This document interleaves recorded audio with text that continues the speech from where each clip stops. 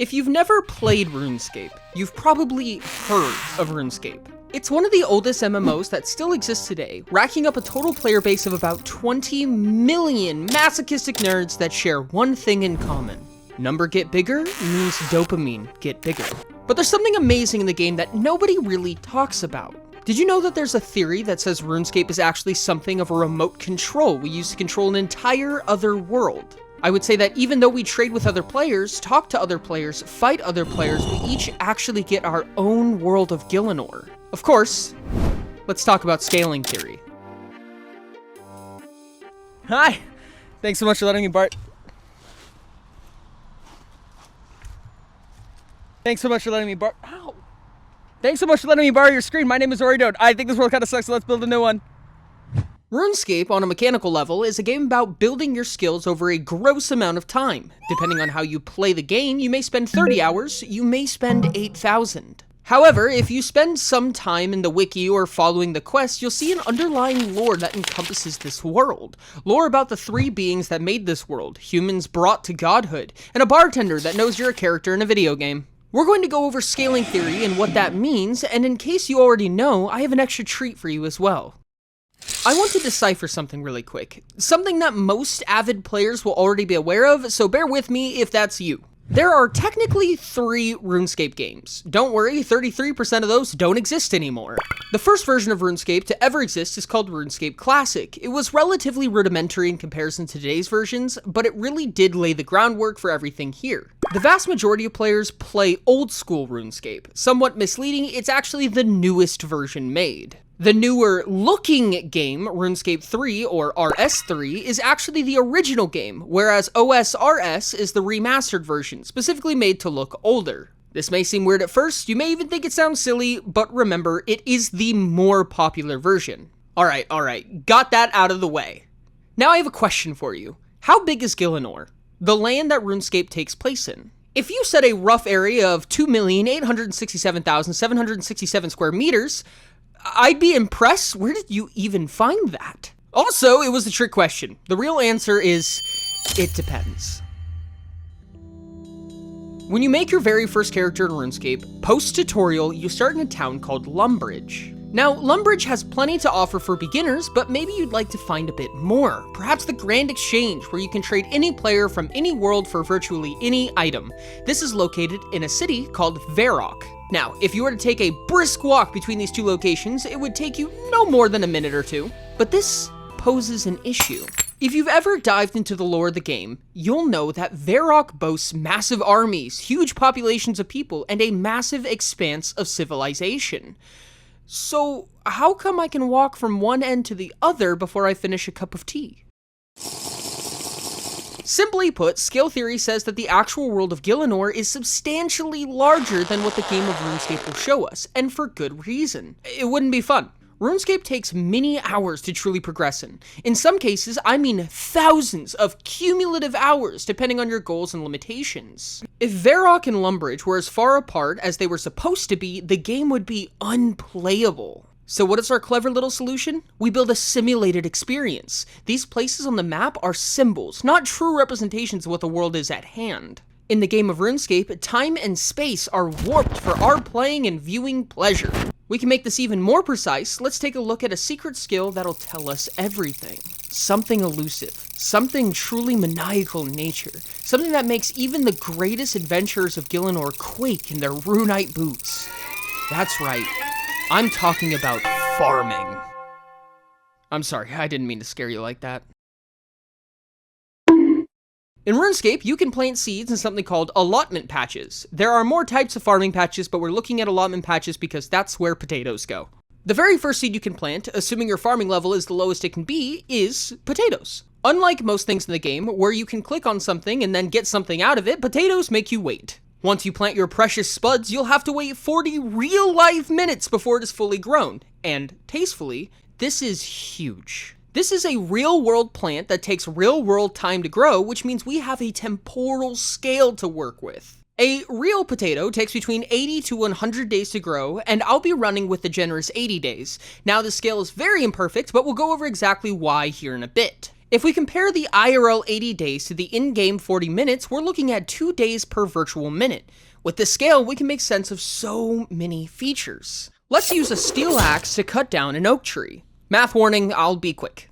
When you go to chop down an oak tree, the tree will fall after 45 in-game ticks, each tick being 0.6 seconds. This means it'll fall after 27 seconds of chopping. Converted to minutes, this is just under half a minute, meaning that we're literally cutting down a tree all day.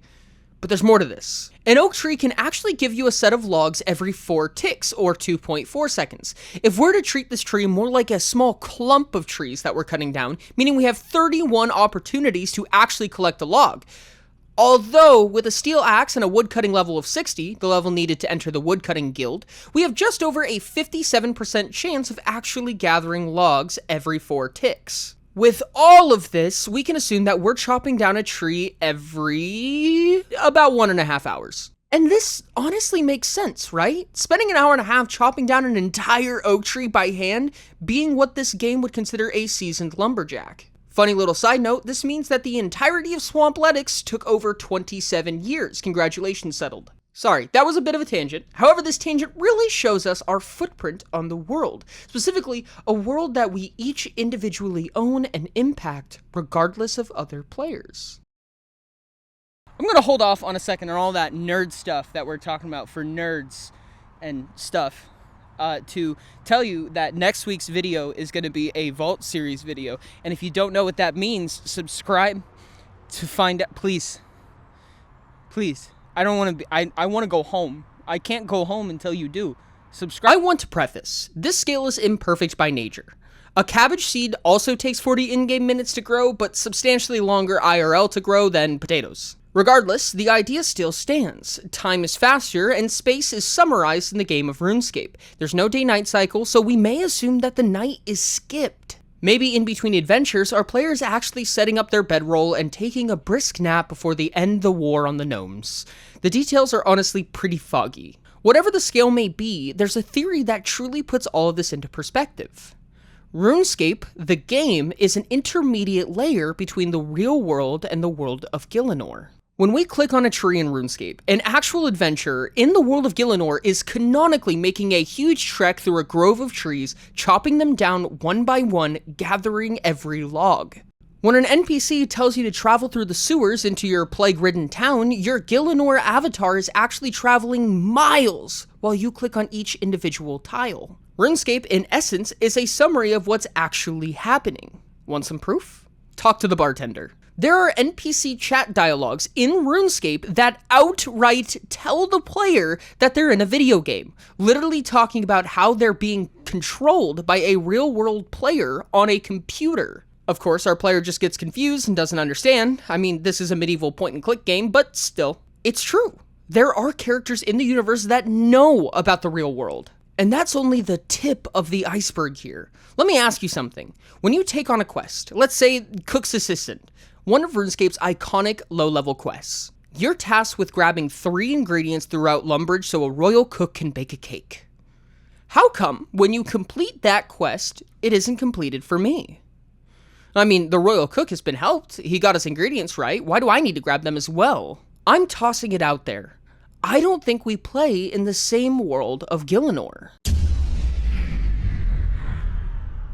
This is the crux of the canon right here. I believe that we, as players, as controllers of these in-universe avatars, each wander our own copies of Gielinor, specifically in parallel with each other. When we enter minigames, or heck, even go to each other's houses, we're navigating between worlds. These places are special in that way.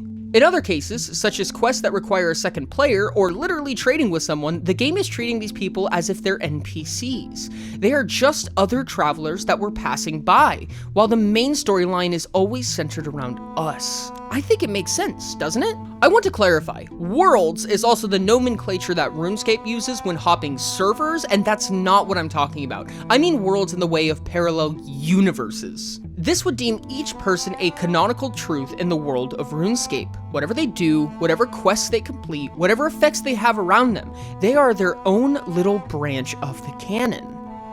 If you want a bit of reasoning to believe, consider the Falador Massacre.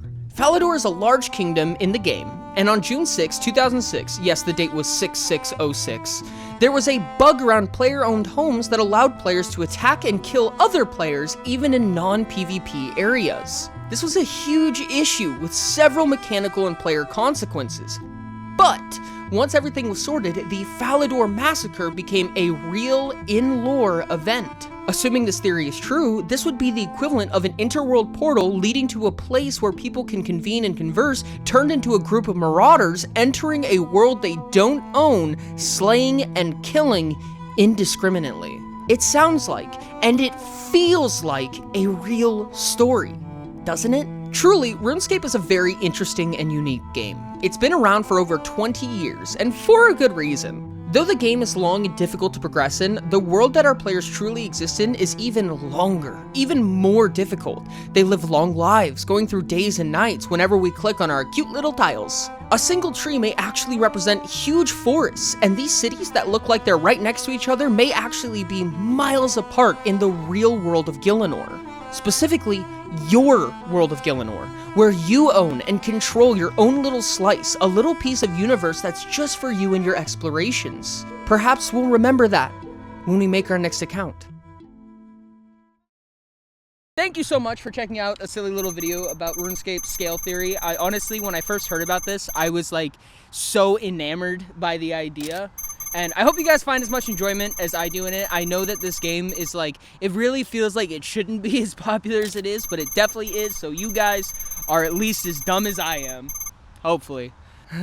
Click on one of these links if you want to check out either a video just like this one, handpicked delicately and perfectly, just for you, or click on the other button if you want to check out a playlist of other videos like this one. I love you guys so much. Mwah! Thanks.